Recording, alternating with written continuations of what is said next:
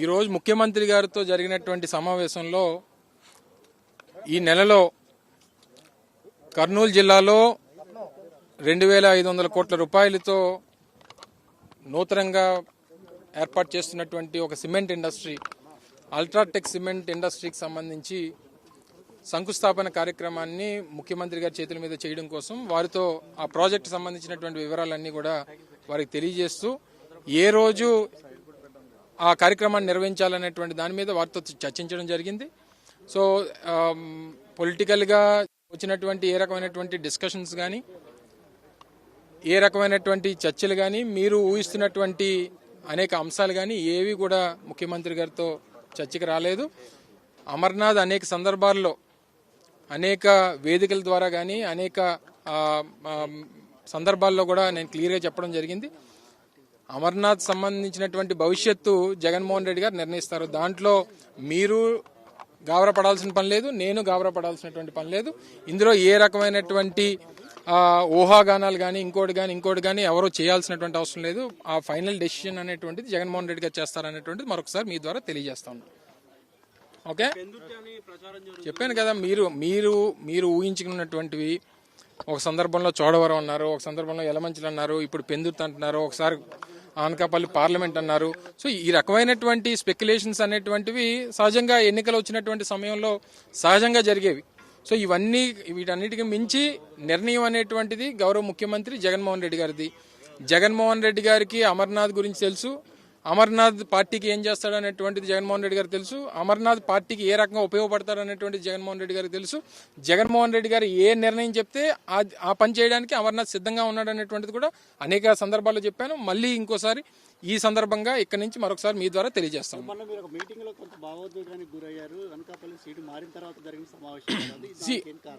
ఒకటి నేను ఆ రోజు కూడా మాట్లాడుతూ చెప్పడం జరిగింది. దానికి గల కారణాలు, రాజకీయ పార్టీ అనేటువంటిది ఒక వ్యాపార సంస్థ కాదు. ఎవరి మధ్యలో జరుగుతున్నటువంటి వ్యాపార లావాదేవీలు కాదు. రాజకీయ పార్టీ అనేటువంటిది ఒక కుటుంబం లాంటిది. రాజకీయ పార్టీలో ఉన్నటువంటి కార్యకర్త దగ్గర నుంచి నాయకుడి వరకు ఉన్నటువంటివి ఒక హ్యూమన్ రిలేషన్స్, ఎమోషన్స్ అనేటువంటివి సహజంగా ఉంటాయి. అందులో భాగంగా జరిగినటువంటి ఒక భావోద్వేగమే తప్ప దాన్ని అనేక రకాలుగా చిత్రీకరించి దాన్ని ఏ రకంగా వాడుకోవాలనేటువంటిది చాలా మంది వాడుకునేటువంటి ప్రయత్నం చేశారు. వారందరూ సరే కొంత సమయం ఆనందపడడానికి వారు ఇంకో రకంగా వాడుకోవడానికి ఉపయోగపడుతుంది. In front crocodile festival right.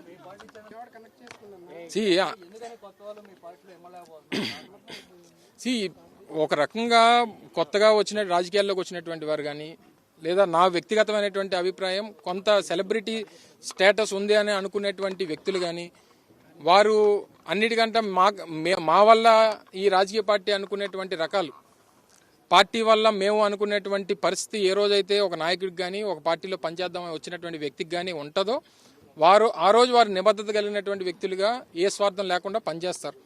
మా వల్ల ఈ రాజకీయ పార్టీ, నా వల్ల ఈ పార్టీకి ఫేమ్ వస్తుంది, నేను రావడం వల్ల ఈ పార్టీ ఇమేజ్ పెరిగింది అనుకునేటువంటి పరిస్థితి ఏ నాయకుడి కన్నా ఏ వ్యక్తి కన్నా ఏ రోజన్నా వస్తే ఆ రోజు వారి తాలూకు పతనం మొదలవుతుంది. అందులో భాగంగా జరిగినటువంటి అనేక ఉదాహరణలు రాజకీయాల్లో అనేక సందర్భాల్లో చూసాం. నేను అనేక సందర్భాల్లో చెప్పాను, పార్టీ జెండా వల్లే మనం తప్ప మన వల్ల పార్టీ కాదు అనేటువంటిది ఏ రోజు అయినా ఎవరైనా గుర్తుపెట్టుకోవాల్సినటువంటి ఒక రాజకీయ సూత్రం. నా వల్ల పార్టీ ఉంది, నా వల్ల ఇంకోటి ఉంది, నా వల్ల ఈ పార్టీ జెండా ఎగురుతుందని అనుకుంటే వాళ్ళ పతనం మొదలవుతుంది. అందులో వచ్చినటువంటి నుంచి వచ్చేటువంటి రియాక్షన్స్ కానీ నిర్ణయాలు కానీ ఈ రకంగా వస్తాయి. సరే, అక్కడ ఎన్ని రోజులు ఉంటారో, అక్కడ ఎన్ని రోజులు మాట్లాడతారో అనేటువంటి అక్కడ కూడా చూద్దాం.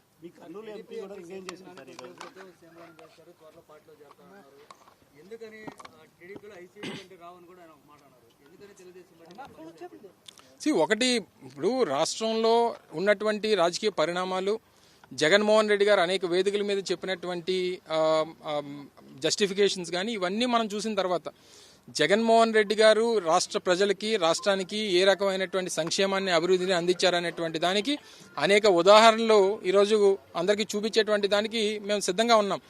వారికి ఎందుకు ఓటేయాలనేటువంటి దానికి వారికి జస్టిఫికేషన్ లేదు. సో ఈ క్రమంలో సహజంగా వారితో దాదాపు 10 సంవత్సరాల పాటు పార్లమెంట్ సభ్యుడిగా తెలుగుదేశం పార్టీలో పనిచేశారు, దగ్గరగా చూసినటువంటి వ్యక్తి.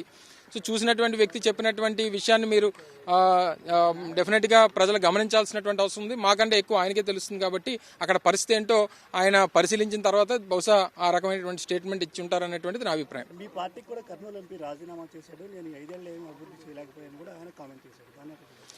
అదే చెప్తున్నాను కదా, ఒక రాజకీయ పార్టీలో ఉండేటువంటి ఏ వ్యక్తి అయినా పార్టీ కోసం, నాయకుడి కోసం, రాష్ట్రం కోసం, రాష్ట్ర ప్రజల కోసం ఆలోచన చేయాలి తప్ప ఇన్ని సంవత్సరాలు 4 సంవత్సరాల 10 మాసాలు అయిన తర్వాత గుర్తొచ్చిందా ఆయనకి ఏం చేయలేకపోయినని.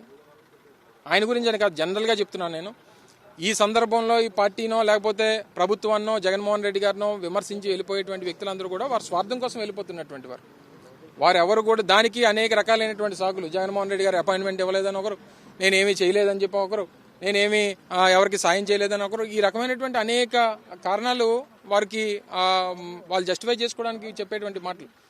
4 సంవత్సరాలు 10 మాసాల తర్వాత ఎందుకు గుర్తొచ్చింది, నేనేం చేయలేదు, నాకేం జరగలేదు అనేటువంటి మాట. సో ఎవరు వెళ్ళిపోయినా, ఎవరు ఉన్నా, ఏం చేసినా సరే జగన్మోహన్ రెడ్డి గారి కోసం, రాష్ట్రం కోసం, రాష్ట్రంలో ఉన్నటువంటి 5 కోట్ల మంది ప్రజల కోసం, వైఎస్ఆర్ కాంగ్రెస్ పార్టీ ఎదుగుదల కోసం పనిచేసేటువంటి వారు మాత్రమే వైఎస్ఆర్ కాంగ్రెస్ పార్టీలో ఉండండి. మీరేదో ఆశించి స్వార్థం కోసం పార్టీలో ఉండి ఈ రకమైనటువంటి మాటలు మాట్లాడడం, లేకపోతే రేపు ఎన్నికలు వచ్చినప్పుడు సాబిటైజ్ చేయాలన్నటువంటి ఆలోచన ఉన్నటువంటి వారు ఎవరు కూడా వైఎస్ఆర్ కాంగ్రెస్ పార్టీకి అవసరం లేదు. వాళ్ళు వెళ్ళిపోతేనే మంచిది. ఎదురుగా ఉన్నటువంటి వాడితో యుద్ధం చేయొచ్చు, కానీ వెనక నుంచి పొడిచిన వాడితో ఏం యుద్ధం చేస్తాం చెప్పండి. Thank you.